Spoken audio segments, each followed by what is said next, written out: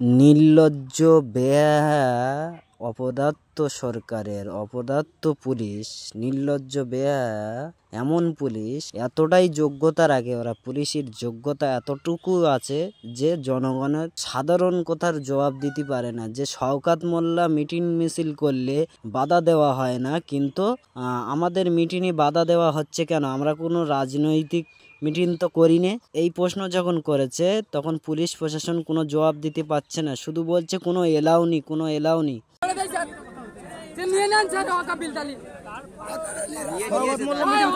আমাদের তুলতে হবে না, আমাদেরকে যেতে দিতে হবে স্যার।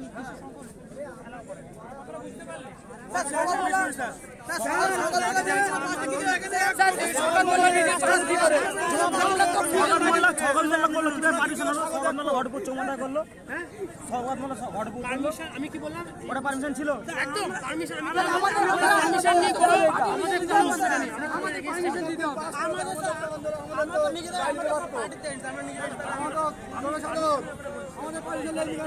কেউ নয় ভাই, জনসাধারণ হক নেই, তাই তো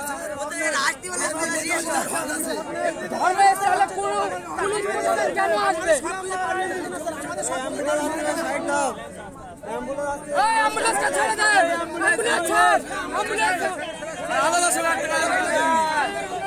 ওইসব মাল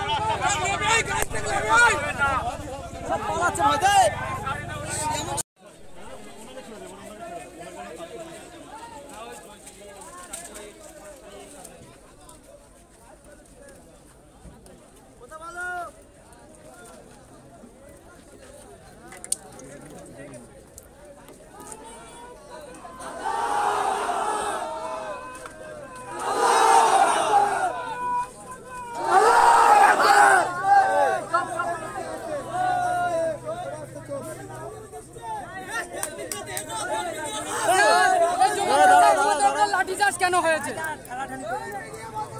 স্যার? এই জবাবটা চাই আমরা। কার কাছে যাবো, কার কাছে বলবো? তোমরা যদি আমাদের উপরে অত্যাচার করো স্যার, আমাদের উপরে লাঠি চার্জ হয়েছে স্যার, এর বিচার দিতে হবে স্যার।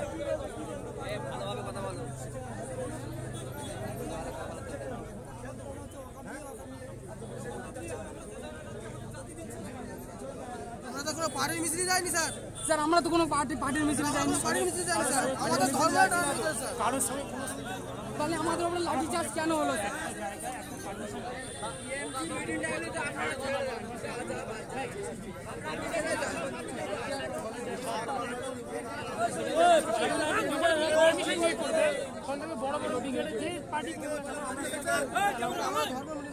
আমরা ধর্ম মিছিল করছি স্যার, আমরা কোনো পার্টি মিছিল করি না। আমাদের ওপরে লাঠি চার্জ করা হলো কেন? আর কোনো কারণ নেই স্যার।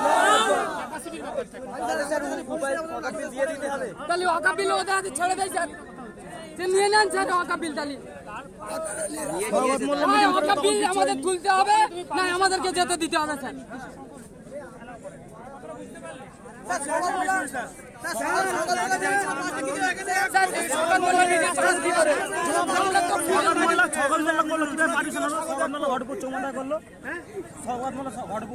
আমি কি বললাম? ওটা পারমিশন ছিল, একদম পারমিশন।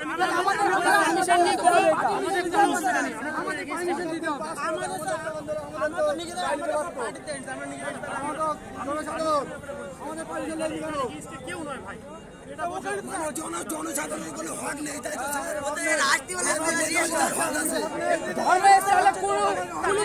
কেন আসবে? অ্যাম্বুলেন্সকে ছেড়ে দেয়,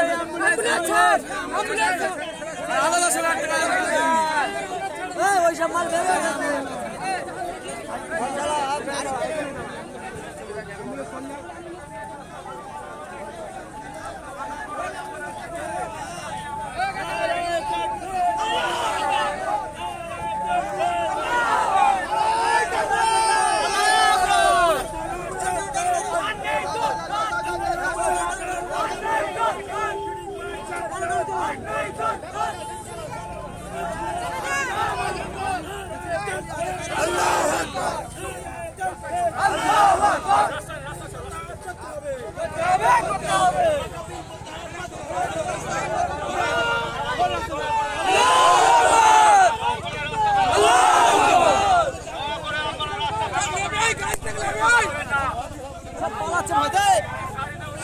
সংবিধানকে বাঁচানোর একটা লড়াই, এর সংবিধানের আজকে মৌলিক অধিকারের উপরে আঘাত দিচ্ছে বিজেপি সরকার।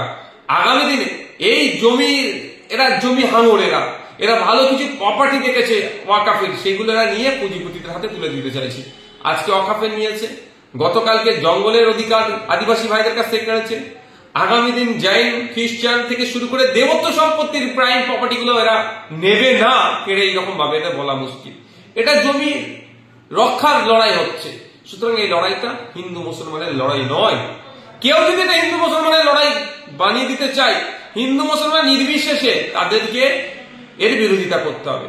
আমাদের মাথায় রাখতে হবে, আমাদের সামনে ডকুমেন্টস আছে, পার্লামেন্টের দুটো কক্ষে এই ওয়াকফ সংশোধনী আইনের বিরুদ্ধে যারা ভোট দিয়েছিলেন, যারা যে সমস্ত এমপিরা ভোট দিয়েছিলেন, সেই এমপি গুলোর মধ্যে হেভি অংশের এমপি অমুসলিম, পাঞ্জাবি থেকে শিখ সম্প্রদায়ের আছেন, খ্রিস্টান আছেন, মুসলমান আছেন, হিন্দু ভাইরা আছেন। সবাই মিলে ঐক্যবদ্ধ ভাবে এই বিল যাতে আটকানো যায় সেই জন্য ডিবেটে পার্লামেন্টে দুটো কক্ষে অংশগ্রহণ করেছিলেন, তথ্য ভিত্তিক বক্তব্য দিয়েছিলেন। ওই বক্তব্য আমরা অনেকে শেয়ার করেছি। এই পাঞ্জাবের এই শিখ সম্প্রদায়ের আপনার এমপি এত ভালো বক্তব্য দিয়েছেন, অমুক মহিলা এমপি এত ভালো বক্তব্য দিয়েছেন, অসমের এক এমপি এত ভালো বক্তব্য দিয়েছেন, আমরা শেয়ার করেছি অনেকে। সুতরাং এটা একটা পরিষ্কার যে এই লড়াইটা বিজেপির নিয়ে আসা আইনের বিরুদ্ধে লড়াই। এই লড়াইটা না হিন্দুর বিপক্ষে না মুসলমানের বিপক্ষে এই ধরনের কোনো নয়। সুতরাং আমরা যারা এই বিলের বিরোধিতা করছি, এই বিরোধিতা আমাদেরকে মাথায় রাখা দরকার। আমাদের শব্দ চয়ন, আমাদের বক্তব্য সেই ধরনের হওয়া দরকার যে আমাদের যেন নির্দিষ্ট লক্ষ্য যেন আমাদের থাকে, লক্ষ্যভ্রষ্ট না হওয়া যায়। আমাদের লক্ষ্য হওয়া